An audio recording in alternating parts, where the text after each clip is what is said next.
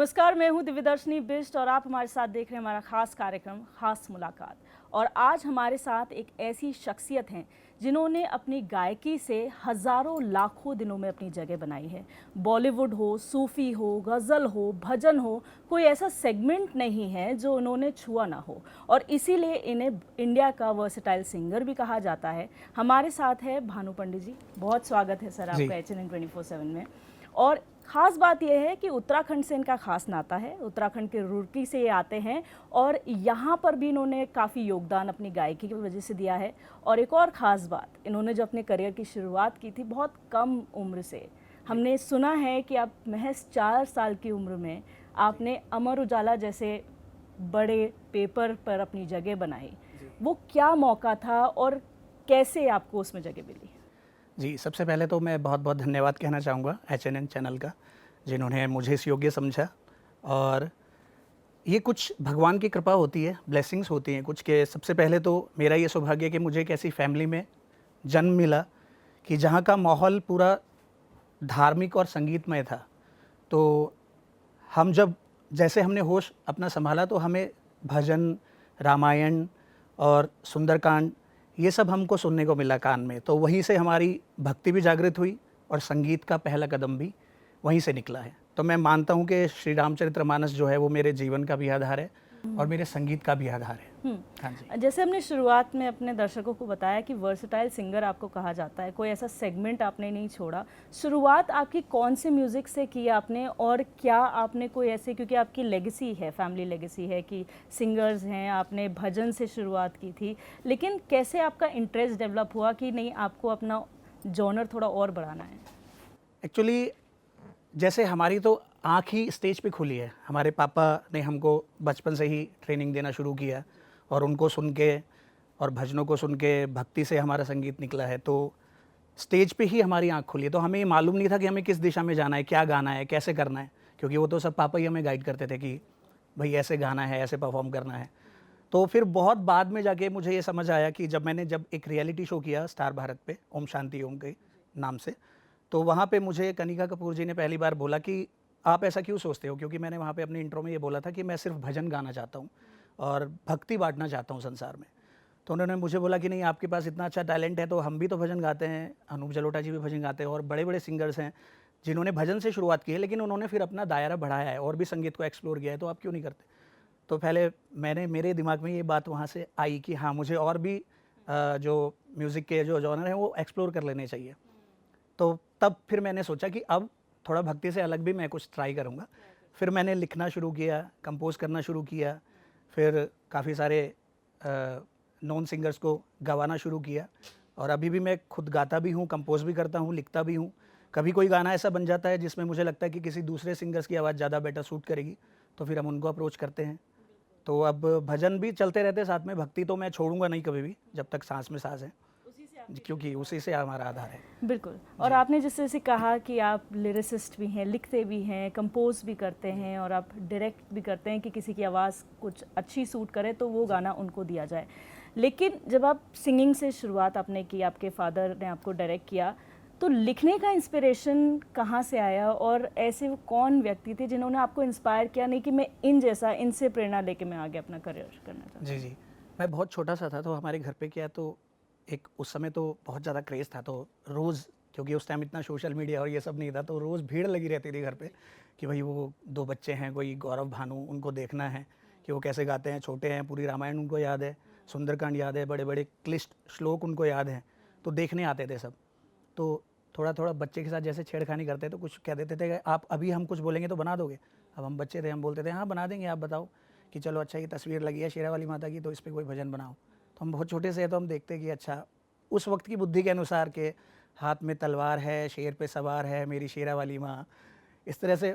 तो वहाँ से ये मतलब था अंदर, क्योंकि मेरे बाबा जी भी राइटर थे, तो वो कवि थे बहुत अच्छे।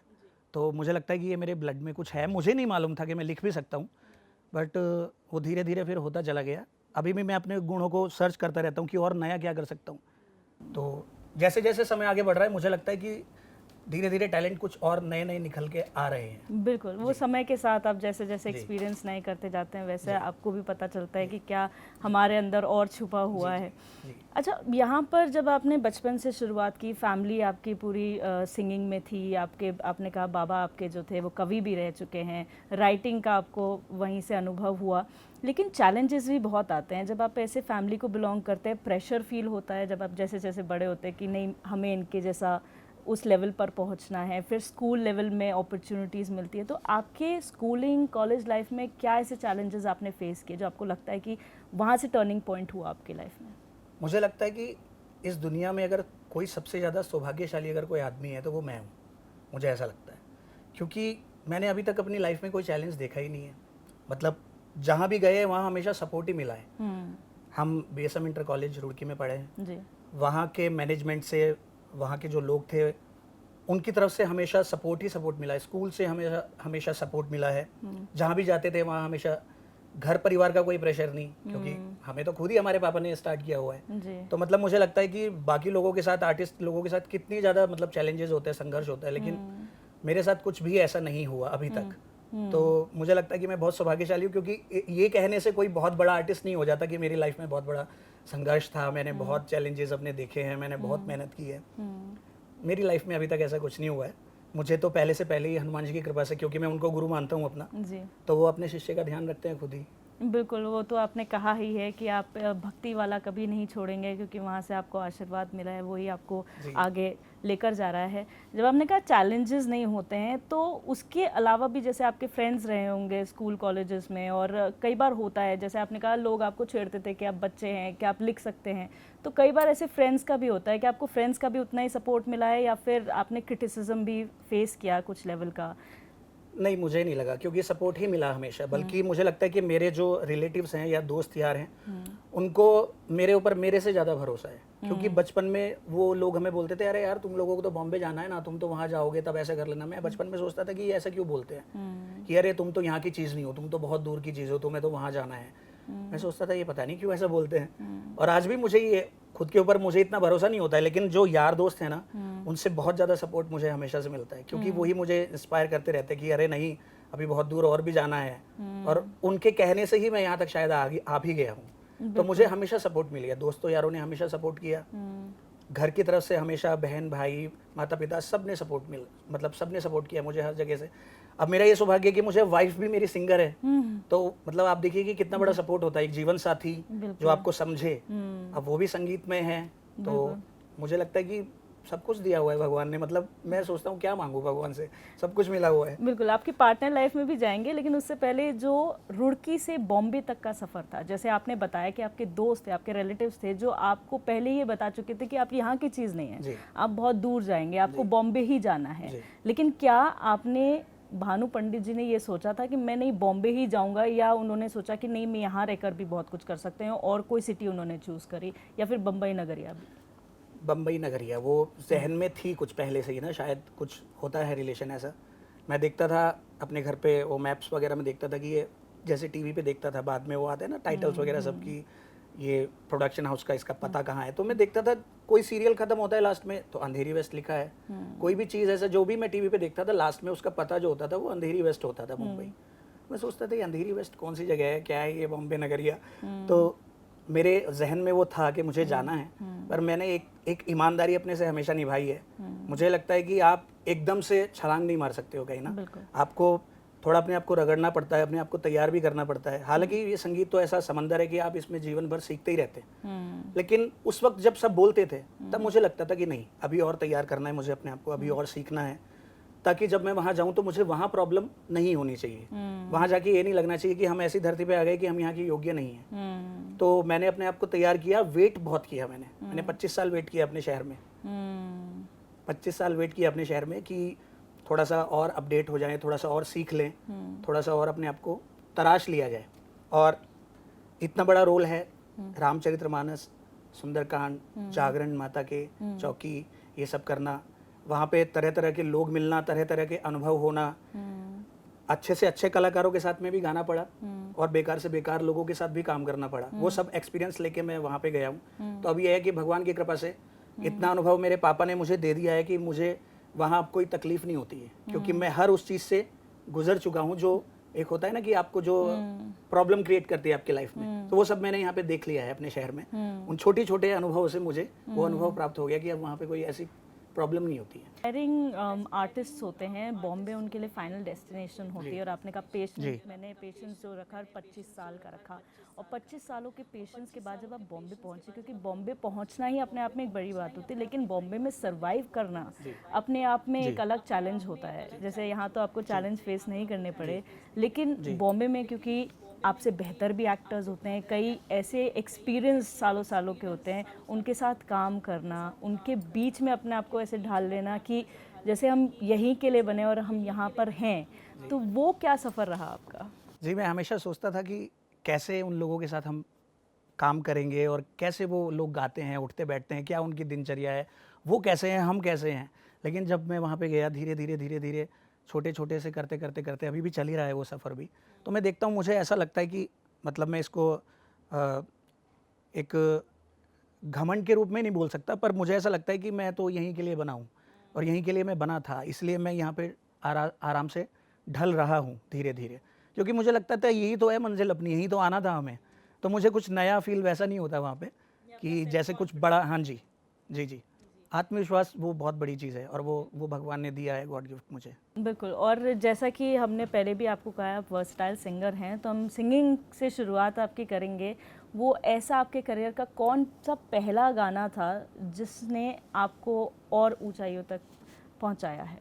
जी, मुझे लगता है कि एक गाना हमने किया था, तू मेरा मिसरा है, वो यूट्यूब पे नंबर 1 ट्रेंड किया वो गाना, और वो बॉम्बे पहुंचने के बाद छोटे छोटे प्रोजेक्ट तो सब चलते ही रहते हैं वो तो, लेकिन वो एक ऐसा गाना था जिसको मैंने देखा कि हाँ, मैंने अपना गाना जब टीवी पे सुना, बस में सुना, इधर सुना उधर सुना, तो मुझे लगा कि हाँ, आज कुछ वो प्राप्ति हुई है जिसके लिए बॉम्बे बिल्कुल आदमी आता है कि हाँ, आपका गाना कहीं बजे, लोग सुने या लोग बोले आपको मैसेज करके, अरे आपका गाना मेरी कार में रिकमेंड हुआ है, यूट्यूब ने रिकमेंड किया है, वो सब। बिल्कुल, तो हम चाहेंगे हमारे दर्शकों के लिए आप वो गाना गुनगुनाएं। जी, वैसे तो म्यूजिक और वो संगीत के साथ थोड़ा ज़्यादा अच्छा लगता है, लेकिन मैं छोटा सा छोटा सा गुनगुना देता हूँ। ये मेरा ही लिखा हुआ है, कंपोज भी किया है मैंने, और अब जो मेरी वाइफ है, उस समय नहीं थी, वो मेरी वाइफ है अनीता भट्ट, उन्होंने और मैंने डुएट में इसको गाया है। जी जी। कोई नूरानी इत्र सा जैसे फलक से उतरा है, जाने तू क्योंकि इस तरह मेरे जहन में बिखरा है, कि पहले था नहीं मेरा दिल ये अभी, तेरे होने से जितना बेफिक्रा है, कि तेरे बिन दिल ये मेरा सब कुछ भूला बिसरा है, मैं जैसे आधी कोई गजल और तू मेरा मिसरा है, कि तेरे बिन दिल ये मेरा सब कुछ भूला बिसरा है, मैं जैसे आधी कोई गजल और तू मेरा मिसरा है। खूबसूरत। ये जो आपने लिखा है उसके पीछे की इंस्पिरेशन क्या है? क्योंकि आपने कहा वो तब आपकी वाइफ नहीं थी, आपने डुएट किया था, लेकिन अब वो आपकी वाइफ हैं, तो वो जब लिखा था तो वो क्या इंस्पिरेशन थी, क्या थॉट था उसके पीछे? जी, जैसे मैंने आपको बताया कि मैं तो बचपन से भजन ही लिखता था, और हम अनीता और मैं मिले एक रियलिटी शो में, स्टार भारत का, जो मैंने आपको बताया, ओम शांति ओम, बाबा रामदेव जी ने जो किया था जी। तो अनीता और मैं वहाँ पे मिले, फिर हमारी दोस्ती हुई, फिर चीज़ें धीरे धीरे आगे बढ़ी, वो दोस्ती फिर प्यार में तब्दील होती रही। तो वहाँ से मुझे ये लिखना, मैंने सोचा कि ये फिल्मी गाने कैसे होते हैं, कैसे लिखते हैं लोग, क्योंकि मैं तो भजन लिखता था, मेरे अंदर वो फीलिंग्स ही नहीं थी। तो मेरे जितने भी फिल्मी या बॉलीवुड जो भी गाने हैं, उन सब के पीछे जो प्रेरणा है वो मेरी वाइफ है अनीता भट्ट, क्योंकि मैं उसको देखता था, तो मेरी जो फीलिंग्स उसके लिए होती थी, तो मैं वो कागज़ पे उतारता था, क्योंकि मेरा एज ए राइटर ये मानना है कि मैं कभी भी कोई झूठ नहीं लिखना चाहता हूँ, सच लिखना चाहता हूँ। जो सच्ची फीलिंग्स होती है ना, वो दिल में पहुंच जाती है लोगों के। तो मैंने उसको देखा, तो जो फीलिंग्स मेरे दिल में उस समय आई, वो फीलिंग्स मैंने कागज़ पे उतारी, और वो भगवान की कृपा से वो कामयाब भी हो गई। मैंने जिनको भी सुनाया उन्होंने बोला बहुत अच्छी लिरिक्स है, बहुत अच्छे गाने हैं। तो ऐसे ऐसे करके फिर वो ये जनरली गर्लफ्रेंड्स और वाइफ्स की जनरली बहुत उम्मीदें रहती है कि जो उनके बेटर हाफ हैं वो अपने आप को एक्सप्रेस कर पाए, लेकिन आप जैसे एक्सप्रेस कर लिया, आपने पूरा गाना उस पर बना दिया, तो she might feel herself lucky कि आप उन्हीं पे जो है उन्हीं से इंस्पिरेशन लेके अपने गाने बनाते हैं, मोस्टली रोमांटिक। जी जी, अभी भी मैं उसी से प्रेरणा लेता हूँ और वही, बल्कि मैं तो हर चीज़ को अपनी म्यूजिक में ढालने की कोशिश करता हूँ। कभी कोई छोटी मोटी खटपट भी हो जाती है ना, तो मैं सैड सॉन्ग लिख देता हूँ। तो ये इंस्पिरेशंस आपको आपकी बेटर हाफ ने जो है शादी के बाद जी, ज़्यादा जी। दी है, ये वाला सेगमेंट आपका जी ज़्यादा जी, होन किया भक्ति है। संगीत तो वो मेरे ब्लड में थी ही, बट बॉलीवुड और फिल्मी इस तरफ जो मेरा रुझान हुआ, वो अनीता जब से मेरी लाइफ में आई, तब से मैं थोड़ा इस तरफ ज़्यादा मेरा रुझान हो गया। बिल्कुल। और जब पार्टनर की बात करते हैं, बेटर हाफ की बात करते हैं, तो जब आप साथ में थे तो क्या वो भी आपके, क्योंकि आपने कहा आप जैसे उनको देखते थे, आपकी फीलिंग जो थी आप उसे पेपर पे उतारते थे, उसी को आप म्यूज़िक देते थे और गाना बन जाता था, लेकिन कई बार ऐसा हुआ कि उन्होंने अपने पर्सपेक्टिव से आपको कोई चीज़ बोली हो कि हाँ ये इस पे गाना बन सकता है, ये लिरिक्स होनी चाहिए, क्या वो राइटिंग में भी आपको हेल्प करती थी या कंपोजिंग में भी हेल्प करती थी? जी, हमेशा अभी भी हेल्प करते हैं, साथ में ही काम करते हैं हम लोग। बिल्कुल। मैं हमेशा उससे बांटता हूँ कि मेरा ये थॉट है, हम इसको आगे बढ़ा सकते हैं क्या, और वो भी क्योंकि म्यूजिकल है और मुझे ऐसा लगता है कि मेरे से ज़्यादा अच्छी संगीतकार है वो, तो वो मुझे अच्छी सलाह देती है। मेरे पापा हैं, मेरा भाई भी है, तो मैं सबसे सलाह ले लेता हूँ और इस बात का मुझे बहुत फ़ायदा होता है क्योंकि मेरी वाइफ म्यूजिकल है, तो हम घर पे डिस्कस करते हैं, अपने डिस्कस करते हैं कि हाँ कैसे काम को आगे बढ़ाना है, किस, क्योंकि हर थॉट ऐसा नहीं है कि ज़रूरी नहीं है कि हर थॉट गाना बन जाए, है ना। तो उसको जब वो जन्म ले रहा होता है कोई थॉट, तो मैं उससे हमेशा डिस्कस करता हूँ और उसकी सलाह हमेशा सर आंखों पे रखता हूँ मैं हमेशा। बिल्कुल, ये बहुत अच्छी बात है कि आपको कोई सलाह दे रहा है, स्पेशली आपका बेटर हाफ, और वो आपके क्रिएशन बन जाती है, तो इससे बेटर और कुछ हो नहीं सकता है। जी। जब आपका ये पूरा सफ़र चल ही रहा है, ऐसे में कई उतार चढ़ाव भी आते हैं, चैलेंजेस अपनी जगह पर, कई बार ऐसे हाईज देखते हैं आप, कहाँ जहाँ काम बहुत अच्छा है, कहीं पर लोज होते हैं कि अभी नहीं है। तो जब आप एक स्टेज पे पहुंच जाते हैं जहाँ आपको लगता है आपके पास सब कुछ है, बट फिर एक टाइम आता है जहाँ पे आपको लगता है कि आपको अभी कम में काम चलाना पड़ेगा, तो वो टाइम आपके पास आया और उसमें आपका थॉट प्रोसेस कैसा रहा? वो समय आता जाता रहता है ना, वो तो सभी के साथ आता है, वो तो एक समंदर की लहर की तरह, मतलब कम ज़्यादा वो सब होता ही रहता है। मेरा ये है कि मैं संगीत का पुजारी हूँ, मुझे संगीत से निस्वार्थ प्यार है, मैं अपना म्यूज़िक करना नहीं छोड़ता हूँ। लाइफ में चाहे कुछ भी होता रहे, आपके पास आज प्रोजेक्ट हैं, आपको बहुत लोग पूछेंगे, कल आपके पास कोई प्रोजेक्ट ना हो सकता है लोग आपको ना पूछे, ऐसा होता भी है, लेकिन म्यूज़िक तो मेरे से कोई नहीं ले सकता ना, ये मेरी सबसे बड़ी संपदा है। तो मैं अपने म्यूज़िक के साथ 24 घंटे मेरा म्यूज़िक के साथ ही बीतता है और ज़्यादा चीज़ों पे मैं ध्यान ही नहीं देता हूँ, कितने फॉलोअर्स, कौन सा गाना हिट, कौन सा फ्लॉप, काम कैसा चल रहा है, कभी है कि नहीं है, ये सब पे मेरा ध्यान रहता ही नहीं है। मतलब मैं कोशिश भी करता हूँ ना, तो मेरा ध्यान जाता ही नहीं है, मेरा ध्यान सिर्फ म्यूज़िक पे ही रहता है। पता नहीं क्यों वो संगीत में ऐसा जादू है कि वही सारी चीज़ों को खींच के ले आता है मेरे पास, बिल्कुल, मुझे ऐसा लगता है। मेरा ध्यान तो बस अपना मेरे म्यूज़िक पे ही रहता है। अगर कुछ काम नहीं होता ना, मुझे ज़्यादा अच्छा लगता है कि अब बेटर तरीके से थोड़ा शांत रह के हम और अच्छे तरीके से गाना सोच सकते हैं। और ये म्यूजिक है ही ऐसी चीज़ ना, मतलब जो संगीतकार होगा ना, असली संगीतकार, वो उसमें डूबा रहेगा बिल्कुल। कितने सारी चीज़ें है करने के लिए, कभी लिख लिया, कभी गा लिया, कभी कुछ प्रैक्टिस कर ली जो मुझे नहीं आता है। अब जैसे आज मैं यहाँ पे आ रहा था तो मैं सोच रहा था कि यार मेरा जोन थोड़ा अलग है, लेकिन जैसे अरिजीत सिंह जी जो गाते हैं उनका थोड़ा अलग गाना है, तो मैं सोच रहा था कि इसको भी एक्सप्लोर करते हैं, ये कैसे गाते हैं और सिंगर्स कैसे गाते हैं, नुसरत फतेह अली खान सब कैसे गाते थे, और मतलब इसमें बहुत सारे सब्जेक्ट हैं। आप मतलब खो जाओगे अगर इसमें डूबोगे ना, तो आपके पास बहुत कुछ है, आपको लगेगा कि टाइम बहुत कम है। तो जब प्रोजेक्ट नहीं है, जब प्रोग्राम्स नहीं है, जब इंटरव्यूज नहीं है या कुछ भी ऐसा नहीं है, तो बहुत सारी चीज़ें करने के लिए वही मैं एक्सप्लोर करता रहता हूँ। सब चीज़ मैं घुसता रहता हूँ, हर चीज़ में ना एक्सप्लोर करता रहता हूँ। अपना और वास्ट कर रहे हैं आप जॉनर।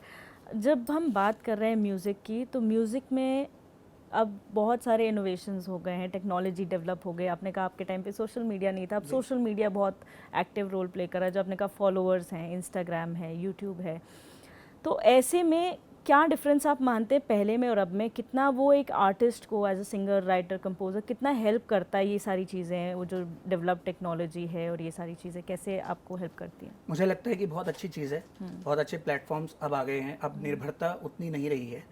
तो अगर असल में कोई अगर आर्टिस्ट होगा तो अब उसके लिए तो कोई मुश्किल नहीं है, और अगर किसी को गलतफहमी है अपने बारे में तो फिर तो मैं उसका तो नहीं कुछ बोल सकता। लेकिन अगर असल में आप आर्टिस्ट हैं, आपको अपनी कला पे भरोसा है, आप अपनी कला पे काम कर रहे हैं, तो मुझे नहीं लगता कि मतलब मौके कि कोई मतलब कमी है। क्योंकि अगर हम सोशल मीडिया की बात करें, सोशल मीडिया में क्योंकि हाइप्ड अप है, इतने फॉलोअर्स हैं, इतने वो प्रेशर बिल्डअप अलग से हो जाता है। एक तो आप आर्टिस्ट हैं, प्लस आपकी एक तो क्योंकि आपने लाइव कॉन्सर्ट्स भी बहुत करे हैं, उसमें फ़ैन फॉलोइंग अलग होती है क्योंकि आपके पास इतना क्राउड होता है। एक होती है वर्चुअल ऑडियंस जो आपकी इस फॉलोअर्स के तौर पर दिखती है। तो वो कभी प्रेशर फील हुआ आपको कि इंस्टाग्राम के फॉलोअर्स, यूट्यूब के फॉलोअर्स प्लस आपके जो ऑन स्टेज क्राउड है उसमें कुछ ऐसा कैसे बढ़ती है, कैसे कम होती है, उसने कभी इम्पैक्ट किया आपके काम को? अगर मैं आपको बिल्कुल दिल से बताऊं तो मुझे तो कोई फ़र्क नहीं पड़ता है, मैं ध्यान देता ही नहीं उन चीज़ों पे।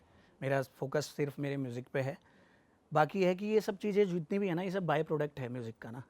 जो असली संगीतकार जो होता है ना, वो उसके पास नहीं होती फुर्सत और नहीं होनी चाहिए उसके पास। तो ये प्रेशर कि कितने फॉलोअर्स और क्या हिट है क्या फ्लॉप है, ये सब तो मुझे कभी महसूस होता ही नहीं है। और मुझे लगता है कि पता नहीं मैं इस दुनिया का हूँ भी कि नहीं, क्योंकि बहुत से लोग बोलते हैं अरे यार आपको इन चीज़ों पे ध्यान देना चाहिए, सिर्फ गायकी से थोड़ी कुछ होता है, सिर्फ संगीत से थोड़ी कुछ होता है, और भी चीज़ें हैं, आपको उन पे ध्यान देना चाहिए। मेरा ध्यान जाता नहीं है, पता नहीं और लोगों का शायद जाता होगा, बट मेरा तो नहीं जाता। मैं अपने म्यूज़िक में खोया रहता हूँ और इसमें ही मैं खोया रहना चाहता हूँ। और मेरी ये पर्सनल फीलिंग है कि म्यूज़िक अपने लिए होता है। मेरा म्यूज़िक तो मेरे लिए ही है। अब लोगों को भी वो अच्छा लग जाए, किसी को पसंद आ जाए और एक लोगों की भीड़ एक मेरे पीछे आ जाए, मेरे म्यूज़िक के पीछे आ जाए, तो मैं उसे भगवान की ब्लेसिंग्स कहूँगा। लेकिन अगर नहीं भी आती है तो मुझे कोई प्रॉब्लम नहीं है, क्योंकि मेरा म्यूज़िक मेरे साथ है। मेरे पास सबसे बड़ी संपदा है वो। तो ये क्वेश्चन आंसर्स और सुरीली जो हमारे सभा चल रही है उसका दौर आगे भी जारी रहेगा, लेकिन यहाँ रुकेंगे एक छोटे से ब्रेक के लिए। आप बने रहिए हमारे साथ। ब्रेक के बाद आप सभी का एक बार फिर से स्वागत है हमारे खास पेशकश खास मुलाकात में, और हमारे साथ भानु पंडित जी मौजूद हैं। भानु जी, ब्रेक से पहले काफ़ी सारी चर्चा हुई है, अपने हमारे दर्शकों के लिए एक अपना शुरुआती दौर का जो रोमांटिक सॉन्ग है वो भी आपने सुनाया। जो बात थी स्टूडियो में परफॉर्म करने की और लाइव परफॉर्म करने की, जो डिफरेंस था, वो क्या महसूस करते हैं और क्या एनर्जी होती है दोनों में? जी, क्योंकि मेरा ना नेचर ही थोड़ा सा ऐसा है कि आज़ाद पंछी वाला नेचर है मेरा, तो मुझे लाइव गाने में बड़ा मज़ा आता है। क्योंकि मेरी जो क्रिएटिविटी होती है गाते हुए, तो वो मैं उसको ना फिक्स करके नहीं कभी भी गाता हूँ। जो भी आता रहता है मैं उसको फिर परफॉर्म करता रहता हूँ। तो स्टूडियो में क्या होता है, वहाँ आपको बहुत बंधना पड़ता है, क्योंकि जैसे अगर मैं खुद म्यूजिक डायरेक्टर हूँ, मैंने जो चीज़ फिक्स कर ली है वो फिक्स ही रहने वाली है। मुझे खुद ही अपने बंधन में बंधना पड़ेगा। अगर मैं किसी और म्यूजिक डायरेक्टर के लिए गा रहा हूँ तो फिर उनकी डिमांड्स के अकॉर्डिंग मुझे गाना पड़ेगा। शायद मैं कुछ लेना चाह रहा हूँ वेरिएशन वहाँ पे, लेकिन वहाँ पे वो ज़रूरत नहीं है। लेकिन लाइव में क्या है, लाइव में आपको मज़ा लेना है अपने म्यूज़िक का, तो वो एक तो रियाज में मुझे बड़ा मज़ा आता है और एक लाइव परफॉर्म करने में मुझे बड़ा मज़ा आता है, क्योंकि वहाँ पे कुछ भी हो सकता है। वहाँ पे मैं वहाँ पे कुछ भी गा सकता हूँ, कुछ भी परफॉर्म, जो भी मेरा मन करता है मैं वहाँ पे वो क्रिएटिविटी अपनी कर सकता हूँ। कई बार तो मैं हाथ के हाथ एकदम लिरिक्स भी वहाँ पे नए बना लेता हूँ, कुछ भी जो मुझे लगता है वो मैं परफॉर्म। जैसे किसी को मैंने देखा, जैसे अभी किसी कोई शायरी करनी है, किसी को इम्प्रेस करना है, कुछ भी, तो वहाँ पे वो लाइव चलता रहता है बड़ा, वो तो वो स्पॉन्टेनियसली आप वो कर लेते हैं और उसमें आपको ज़्यादा मज़ा आता है। यहाँ पर हम जब गाने की बात करते हैं, लिखने की बात करते हैं, आप बॉम्बे जैसी जगह में जहाँ पे बहुत बड़े बड़े कलाकार हैं, आप उनको कई सारों के साथ आपको काम करने का मौका मिला, सोनू निगम, सलीम अली, ये कुछ ऐसे नाम हैं जो बहुत पॉपुलर हैं। जब उनके साथ आप काम करते हैं, क्या कुछ सीखने को आपको मिला है उनसे, और क्या चीज़ ऐसी जो आपने लगी कि ये पर्टिकुलर ऐसा आर्टिस्ट हैं जिनसे तो मैं सीखूंगा ही और इनसे मुझे बहुत ज़्यादा इंस्पिरेशन मिली है? सोनू सर के साथ तो बहुत ही अच्छा एक्सपीरियंस रहा मेरा। और वैसे तो बचपन से हर मतलब एक आर्टिस्ट का ख्वाब रहता है कि आप बड़े नामी गिरामी कलाकारों के साथ में आप काम करें। तो सोनू सर को मैंने डब कराया एज ए म्यूजिक डायरेक्टर। ये मेरे लिए बहुत ही सौभाग्य की बात है और उनका बड़प्पन है ये। हो सकता है शायद मेरे कंटेंट में वो पावर रही होगी, बट उनका बड़प्पन भी, उनका दिल बहुत बड़ा है। मैंने उनको गाना भेजा ना, तो रात को उन्होंने तुरंत एकदम रिप्लाई किया कि यार इसको मैं कल रिकॉर्ड करूँगा। जब हम अगले दिन रिकॉर्ड करने पहुंचे, हमने गाना रिकॉर्ड किया, तो उनकी टीम से मुझे पता चला कि सोनू सर पिछले 6 महीने से बाकी लोगों को टाइम नहीं दे रहे हैं क्योंकि बहुत ज़्यादा व्यस्त हैं। लेकिन वो भी हैरान हो गए कि अरे आप मतलब आपका गाना तो कल सर ने ग्रुप में खलबली मचा दी कि कोई गाना आया है और कल इसको डब करना है बस। तो वो गाना एकदम फटाफट डब हुआ, सर ने गाया और उन्होंने जो गाया तो फिर मुझे लगा कि हाँ, यही तो वो चीज़ है जो मैं बॉम्बे में ढूंढता हूँ। और हर जगह मतलब रुड़की में वो चीज़ मिस करता था कि वो जो स्टैंडर्ड है ना म्यूज़िक का, कि हाँ आपने कुछ बताया और तुरंत वहाँ पे एग्जीक्यूट हो गई वो चीज़ें। मैंने उनको हर चीज़ बताई। मैं थोड़ा सा मतलब जब किसी को धुन बताता हूँ तो वो गा के नहीं बताता हूँ, मैं सरगम में धुन बताता हूँ। जो मेरा एक स्टाइल है तो मैंने उनको भी वो सरगम में ही बताया, जो कोई सुर है, कोई लिरिक्स, कैसा गाना है, क्या करना है। तो वो इस चीज़ से बहुत ज़्यादा इम्प्रेस हुए। उन्होंने बोला ये तो ज्ञान बड़ा गूढ़ ज्ञान है, मतलब ये हर किसी को नहीं होता है। तो वो मुझे वो गॉड गिफ्ट है भगवान की कृपा से बचपन से। मैं सरगम पहचान लेता हूँ, सुर पहचान लेता हूँ हर चीज़ का। तो उनको गवाना मेरे लिए बहुत ही ज़्यादा खुशी की बात थी। और लिरिक्स भी मैंने लिखा था और था भी भजन, तो बहुत ज़्यादा वो खुश हुई है। उन्होंने बोला अरे इतना प्यारा लिखा है, इतना अच्छा कंपोज किया है। बहुत उनके साथ बहुत मज़ा आया और बहुत कुछ सीखने को मिला। उन्होंने जब गाने से पहले उन्होंने अपनी डायरी में नोट किया, तो मैंने देखा कि वो कैसे नोट करते हैं अपने गाने को, कि मुझे कैसा गाना है। तो मैंने उनसे पूछा, मैंने कहा सर ये तो मैं पहली बार देख रहा हूँ आज कि आप ये वो ग्राफ बना रहे थे संगीत उसका, सुर का ना। बहुत से लोग सुर लिख लेते हैं, जो म्यूजिकल लोग हैं उनको मालूम होता है। जैसे अगर मैंने कहा तो इसका सुर ग म ग रे सा रे सा, तो उन्होंने ग म ग रे सा रे सा ना लिख के उन्होंने ग्राफ बनाया उसका। मैंने कहा यार ये तो बहुत शॉर्टकट तरीका है, तो बहुत समझदारी वाला तरीका है, बहुत ही मतलब गुणी आदमी को ऐसा करेगा। तो मुझे उनसे ये सीखने को मिला, तब से मैंने भी ऐसे स्टार्ट कर दिया। मैंने कहा और शॉर्ट कर देते इसको। बिल्कुल। तो वहाँ से आपने और कुछ नई चीज़ें जो है बहुत सारी। और सबसे बड़ी बात कि इतने बड़े आर्टिस्ट और मतलब इतने प्यार से बात करना, किसी मतलब अपने से कद में जो छोटा कोई आर्टिस्ट है उसको छोटा ना महसूस कराना और खुल के तारीफ करना। एक तो होता है कि आप मतलब तारीफ करना हर किसी के बस की बात नहीं होती है। बिल्कुल।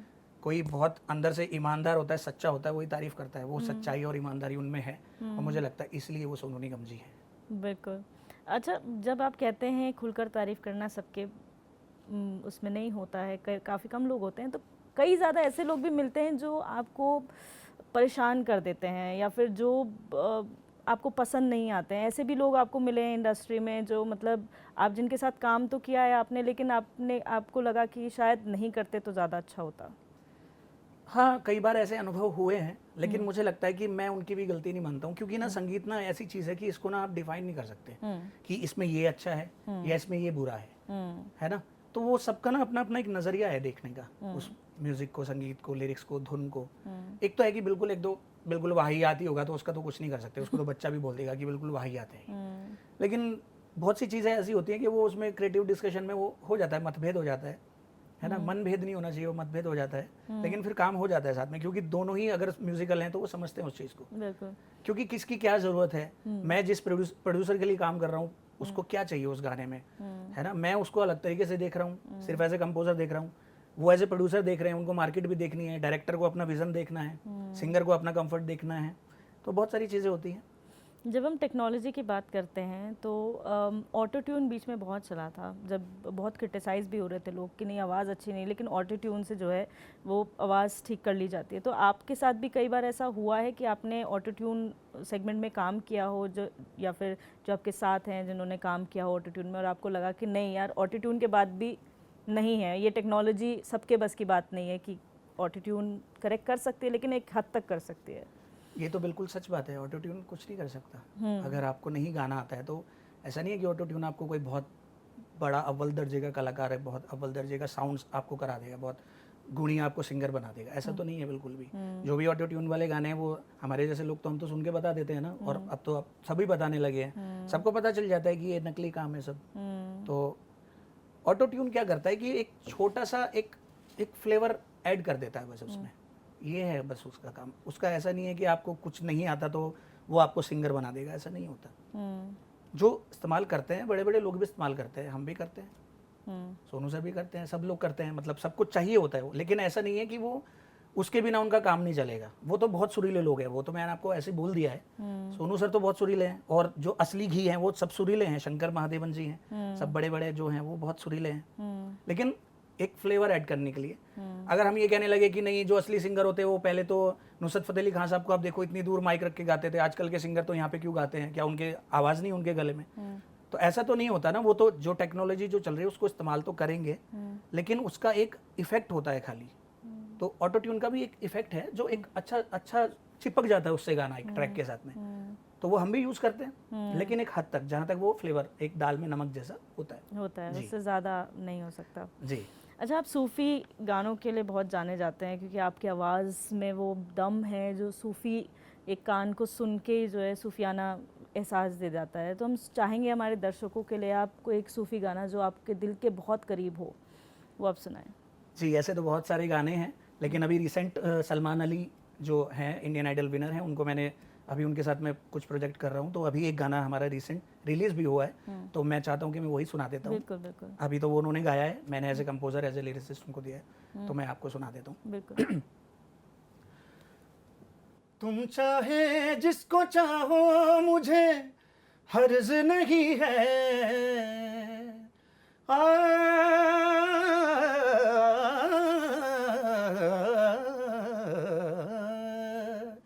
तुम चाहे जिसको चाहो मुझे हर्ज नहीं है, तुम चाहे जिसको चाहो मुझे हर्ज नहीं है, तुम पे मेरी ये मोहब्बत कोई कर्ज नहीं है, तुम पे मेरी ये मोहब्बत कोई कर्ज नहीं है, इसे बेमन मत निभाओ ये बस फर्ज नहीं है, तुम पे मेरी ये मोहब्बत कोई कर्ज नहीं है।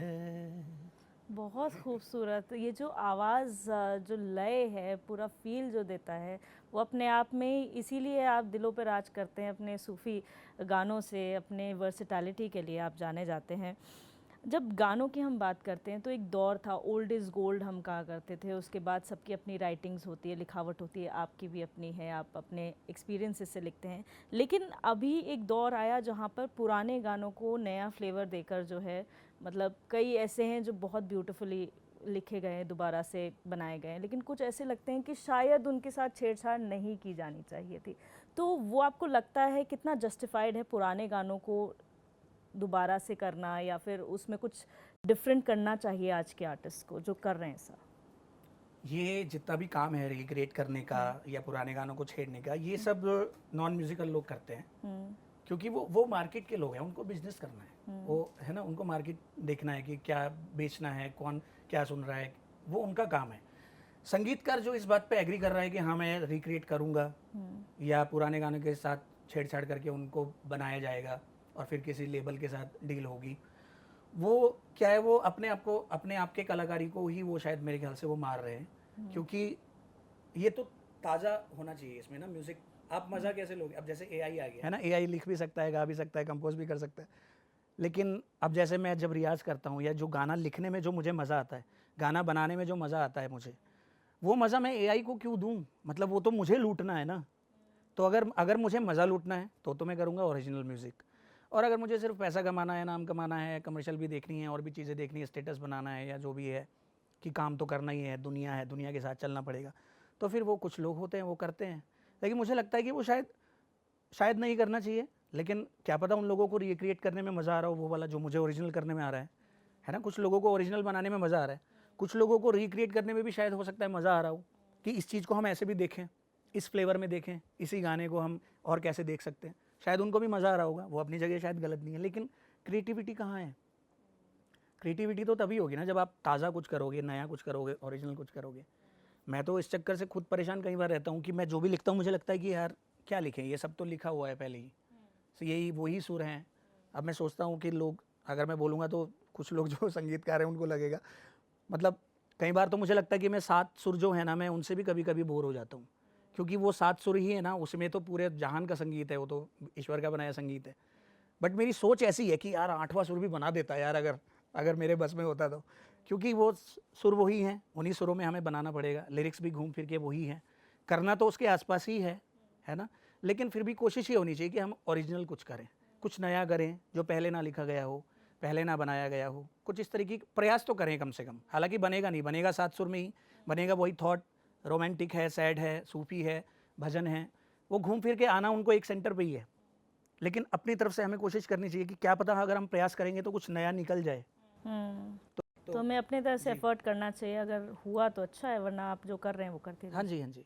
बाकी है तो ये म्यूज़िक का मज़ा ही, जो रिक्रिएट भी कर रहे हैं वो भी मज़ा लूट रहे हैं म्यूज़िक का, लेकिन थोड़ा और अच्छा मज़ा लूटा जा सकता है अगर हम ओरिजिनल काम करेंगे, तो उसमें अच्छा मज़ा आता है उसको करने में। अच्छा, आप लाइव कॉन्सर्ट्स करते हैं तो हर तरीके की ऑडियंस आपको मिलती होगी। कई उसमें ऐसे होते होंगे जो एस्पायरिंग आर्टिस्ट हैं जो आपको मिलते होंगे, यंग जनरेशन, या फिर जो कभी सोचा करते थे हम सिंगर बनेंगे पर वो ख्वाब उनका पूरा नहीं हो पाता है। कभी आपको ऐसा कोई मिला है जिनमें आपको लगा हो कि इस कॉन्सर्ट के बीच में यार ये टैलेंट है जिसे आगे बढ़ाया जा सकता है, या उन्होंने आपसे कुछ डायरेक्शंस ली हो, या इस तरीके से कभी आपको कोई एक्सपीरियंस मिला हो? जी, ऑडियंस में से तो नहीं, लेकिन वैसे बहुत से लोग मतलब अप्रोच करते हैं और पूछते हैं कि हम कैसे कर सकते हैं। तो मेरे से जितना हो सकता है, क्योंकि ईमानदारी की बात तो यह है कि मैं भी अभी बहुत ऊंचे स्तर पे, बहुत उस दर्जे पे अभी नहीं आया हूँ कि मैं बहुत से लोगों को आर्टिस्ट बना सकता हूँ।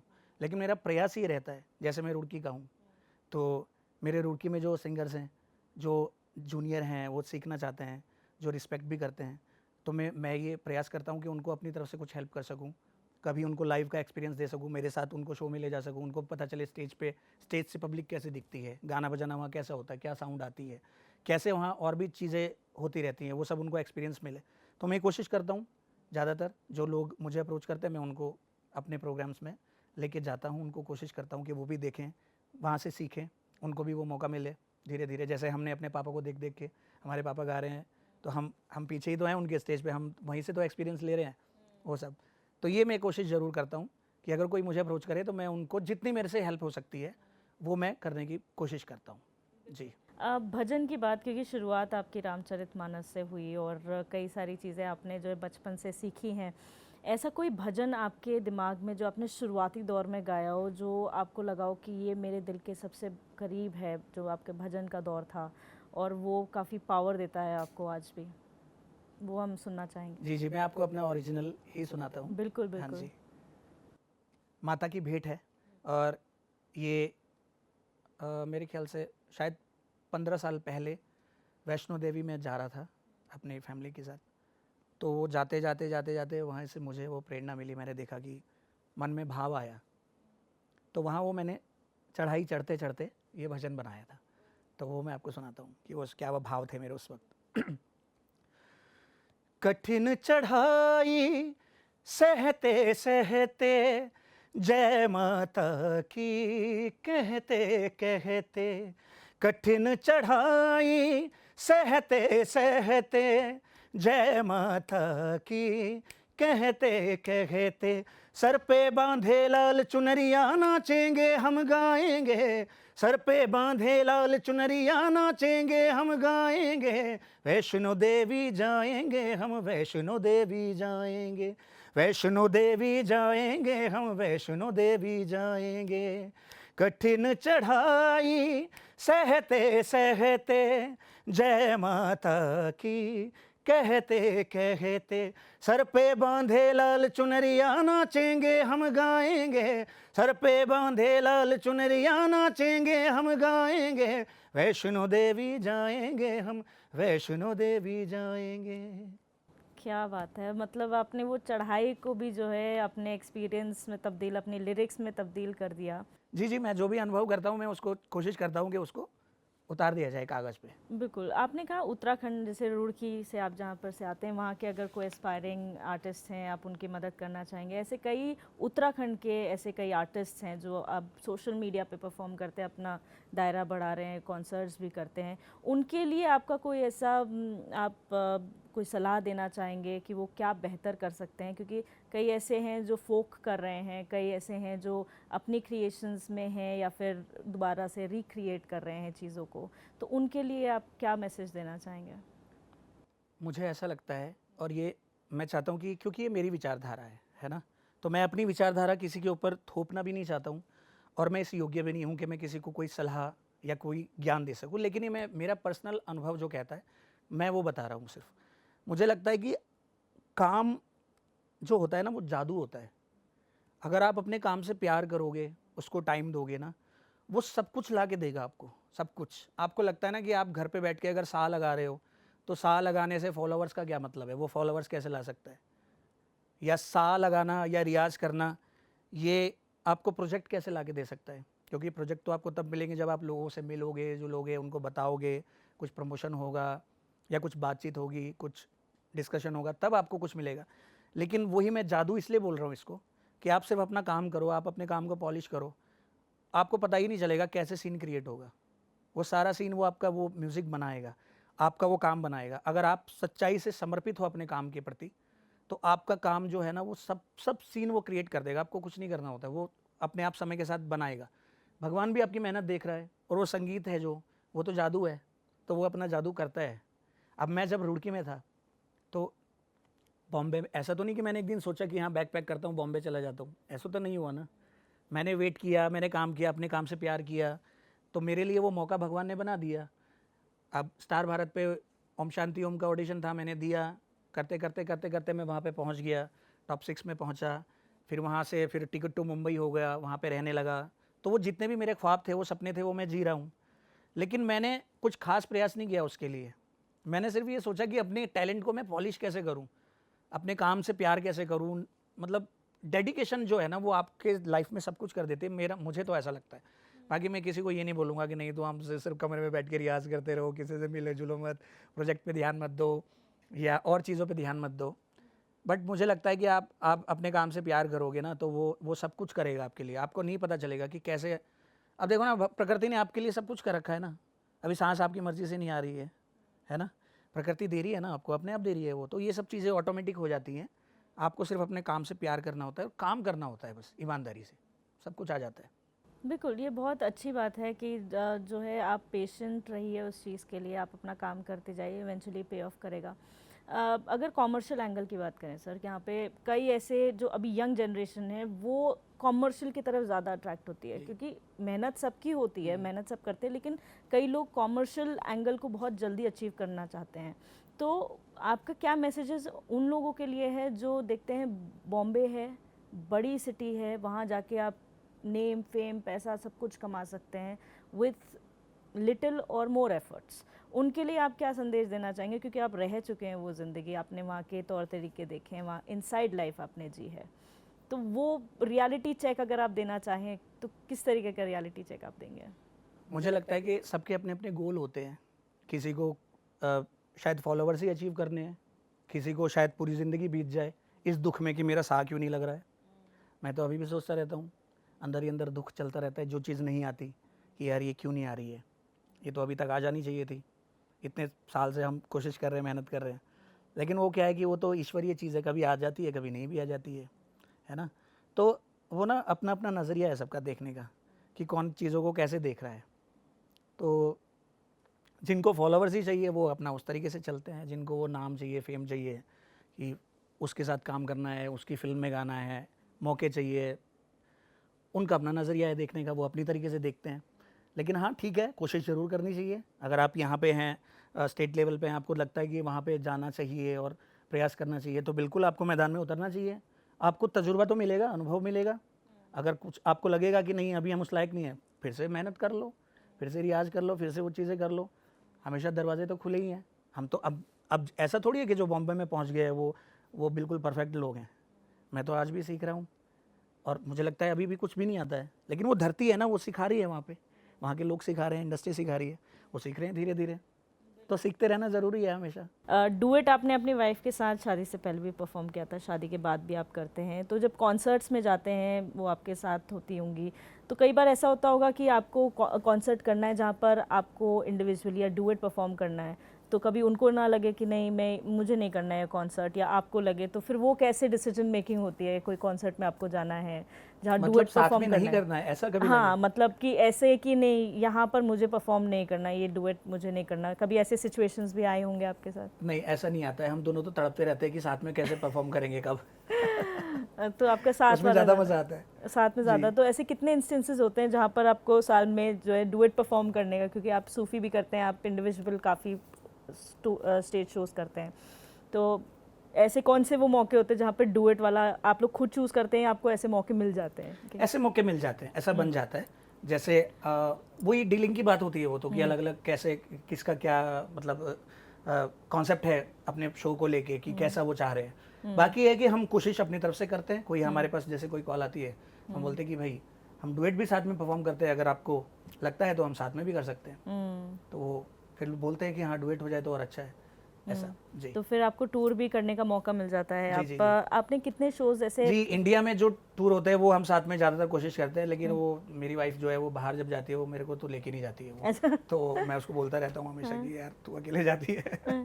तो वो कभी ऐसा मौका है, आपने प्लान किया है कि अब्रॉड भी जो है हम डुएट करेंगे, कि क्योंकि इंडिया में तो आप लोगों ने अपना डुएट एस्टैब्लिश कर दिया है, अब डुएट बाहर भी करने का मौका मिले? जी जी, अनु कपूर सर के साथ अभी हमारी प्लानिंग चल रही है कुछ आगे भविष्य में बहुत अच्छे प्रोजेक्ट्स हैं, वो सब बाहर के लिए प्लान हो रहे हैं। हाँ जी, उस पर अभी हम दोनों काम कर रहे हैं। तो आपको प्रोजेक्ट्स किस बेस पे कैसे मिलते हैं? क्योंकि आप भजन भी गाते हैं, आप सूफी भी गाते हैं, इंडियन पॉप भी आपने किया है, सीरियल के लिए भी आपने म्यूजिक दिया है, टाइटल ट्रैक दिया है। तो जब सीरियल्स की बात आती है, शोज़ की बात आती है, तो वो प्रोजेक्ट्स कैसे आपको होते हैं? क्योंकि नॉर्मल सिंगिंग तो आपको मिल जाते हैं, लेकिन सीरियल्स में पर्टिकुलरली आप कैसे चूज़ करते हैं ये सीरियल में करूँगा या इसको? जी, कभी कभी हम चूज़ करते हैं, जैसे हम ये देखते हैं कि हम ये जो बंदा है ये हमारी वाइब का है बंदा, तो हम इसको अप्रोच करें। मैं तो ये कोशिश अपनी तरफ से करता हूँ, मेरा यही तरीका है। मुझे लगता है कि वो 100 लोगों की भीड़ में नहीं जाना है, जो अपने टाइप के हमें लोग लगते हैं कि जिनकी विचारधारा हमारी जैसी है, जिनका नेचर हमारे जैसा है, जो अच्छी चीज़ को जो मतलब प्रमोट करते हैं, तो उनको अप्रोच करने की मैं कोशिश करता हूँ अपनी तरफ से।